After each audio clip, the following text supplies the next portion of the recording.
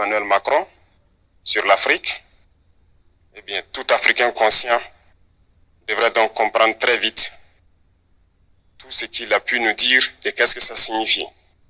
Le général Tchiani a dit il n'y a pas longtemps du changement donc de tactique ou de stratégie des forces françaises en Afrique. Et je pense qu'il est venu le confirmer. Il s'agit de dissoudre et de garder un dispositif socle. Et Emmanuel Macron l'a si bien dit qu'on ne peut que le remercier pour cette sincérité. Même si certains ont voulu mettre la poudre aux yeux de leur population, mais la réalité finit par rattraper aussi. Ils ne partiront pas de certains pays. Ils ont juste dissous le dispositif. Vous ne les verrez plus dans des bases, mais dans les ambassades, ils seront là. Ils vont constituer des sociétés de sécurité pour sécuriser leurs sociétés qui existent dans ces pays-là. Mais les soldats seront là. Mais vous ne les verrez plus en tenue ou rassemblés dans des bases. C'est tout ce que ça veut dire. Ils vont se réorganiser, mais seront là.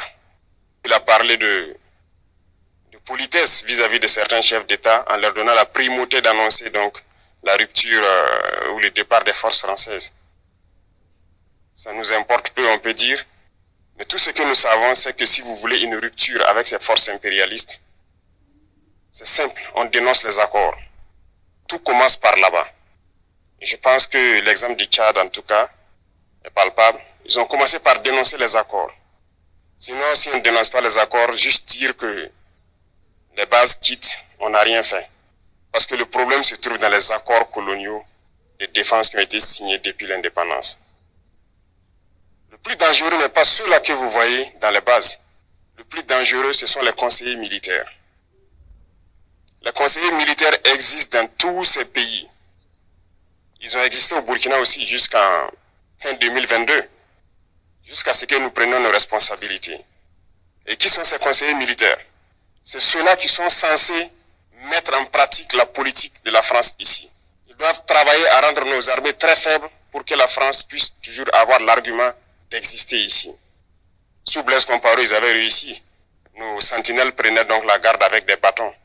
C'est ça que la France veut de nos armées.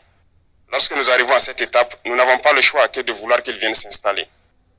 Mais l'armée burkinabé a réussi à un moment donné à se débarrasser des conseillers militaires.